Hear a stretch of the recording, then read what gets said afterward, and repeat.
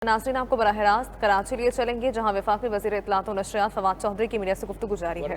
हर गर्मियों में आपको मालूम है कि कराची में सबसे ज़्यादा बिजली का क्राइसिस जो है वो आता है, और ये वो खसूसी इंतज़ामात थे जो वफाकी हुकूमत ने लिए ताकि हम कराची को एक जो शहरी हैं उनको ये सहूलत जो है वो दी जा सके।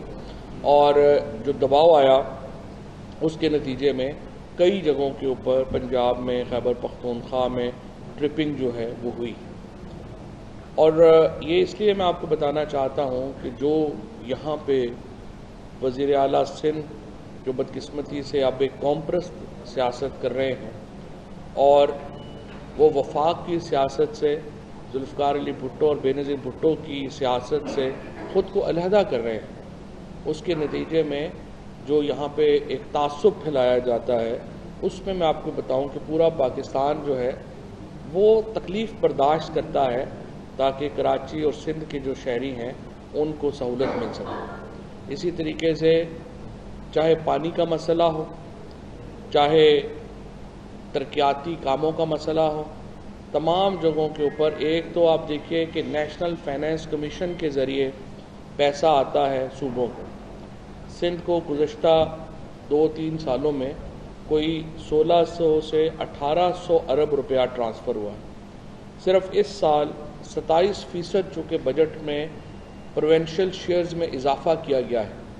इसके नतीजे में सूबा सिंध का, पंजाब का, केपी का, बलूचिस्तान का जो हिस्सा है फेडरल गवर्नमेंट के शेयर में वो बढ़ेगा। और सिर्फ इस साल सिंध को 700 से 750 अरब रुपया NFC अवार्ड के ज़रिए जो है वो मिलेगा। लेकिन मसला क्या हो रहा है, ये पैसे जा किधर रहे हैं? जब इतना ज़्यादा पैसा सूबाई हुकूमत के पास आता है तो हमारे MPA दोस्त भी बैठे हैं, हर इजलास में ये भी बात करते हैं कि जब इतना पैसा आपके पास आया तो वो पैसा गया किधर? यहाँ की हालत तो ये है कि 1990 से कराची जैसा शहर जो है वो अपनी पुलिस नहीं बना सका। हर साल रेंजर्स को पैसे देते हैं और वफाक को आप मिन्नत तरला करते हैं कि रेंजर्स को आप यहीं पे रहने दें, क्योंकि अगर रेंजर्स नहीं होंगे तो कराची में पुलिस की ये अहलियत भी नहीं है कि वो एक बुनियादी अमन व अमान भी कायम रख सके। ये आपने कराची पुलिस का हाल किया है। इस वक्त बलूचिस्तान के B एरियाज़ जो हैं जिनमें एक फॉर्मल एडमिनिस्ट्रेशन मौजूद नहीं है, वहाँ पे इतने बुरे हालात नहीं हैं जितने इस वक्त कराची में लॉ एंड ऑर्डर कायम रखने वाले इदारों के। जिस किसी का दिल होता है वो कराची में गाड़ी को रोकता है, पिस्तौल दिखाता है, कहता है ये चीज़ें दे दें। ये पुलिस का काम है, ये माइनर क्राइम्स हैं।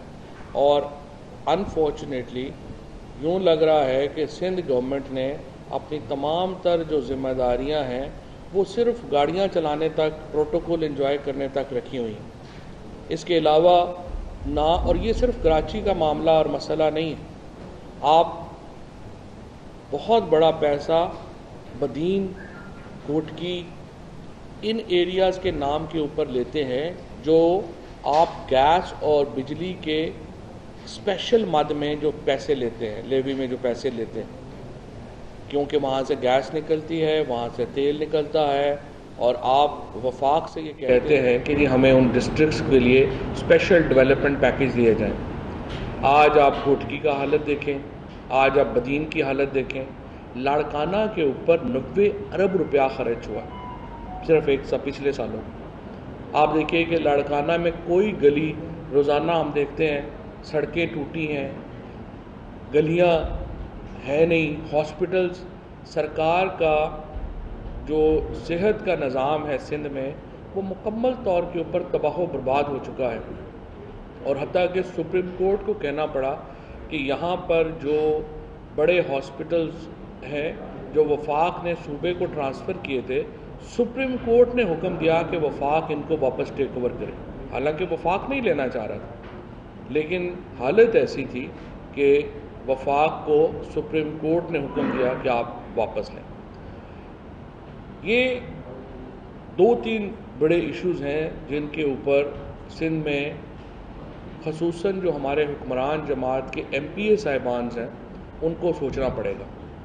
نمبر 1، آپ یہ دیکھیں کہ سندھ کو بہت بڑا وسائل میں حصہ مل رہا ہے۔ دوسرا، یہ حصہ کہاں اور کیسے خرچ ہو رہا ہے؟ پروونشل فائنانس کمیشن ایوارڈ ہے نہیں، اضلاع کو پیسے جا نہیں رہے، کراچی کو پیسہ جا نہیں رہا، انکم شہروں کی بڑھ نہیں رہی۔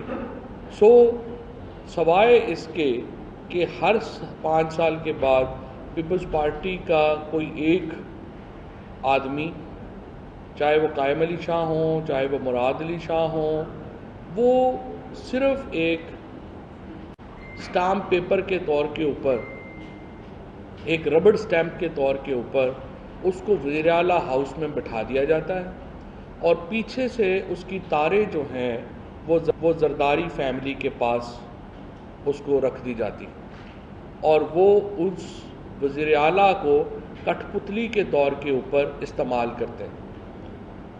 چیف منسٹر سندھ کی حیثیت، صوبہ سندھ کی اسمبلی کی حیثیت، اس کو بالکل محدود کر دیا گیا۔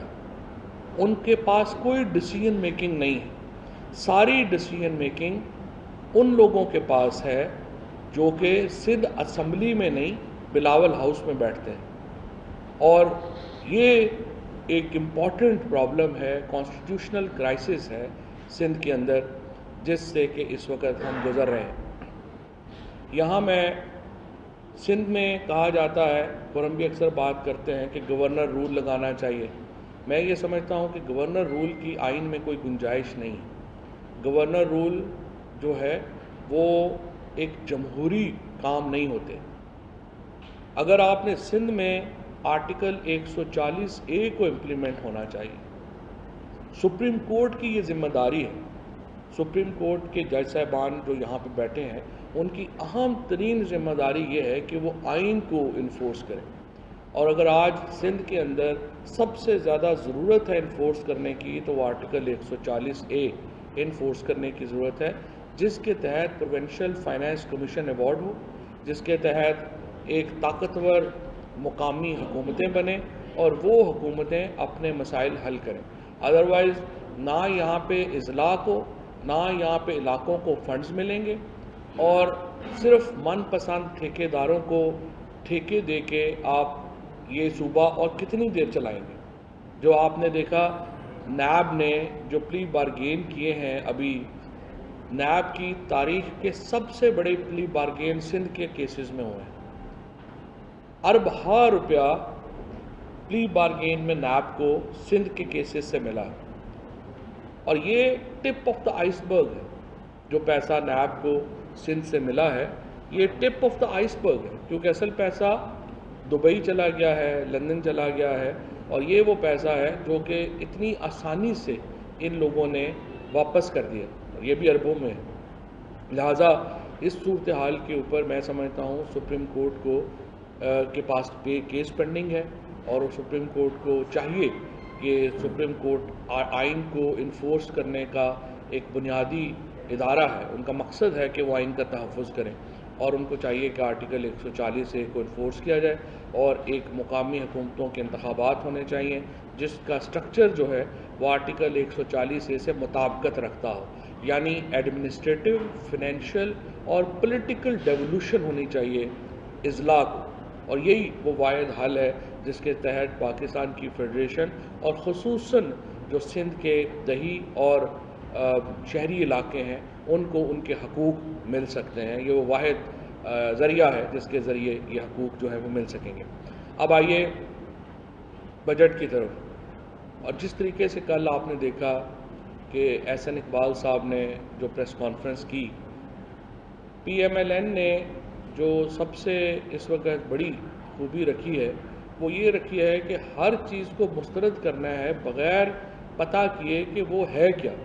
مثلا آپ نے دیکھا کہ احسن اقبال صاحب نے اور ہمارے محسن رانجھا صاحب نے اور PMLN پاکستان کے اندر جو لیڈرشپ ہے اس نے اوورسیز پاکستانیز کو حقارت کے ساتھ مسترد کیا کہ ہم اس کو ووٹ کا حق نہیں دینا چاہتے.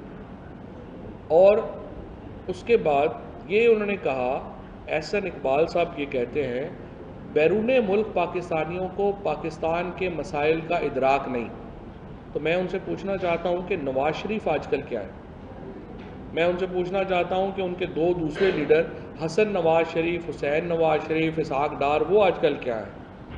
وہ بھی تو اوورسیز پاکستانی ہیں.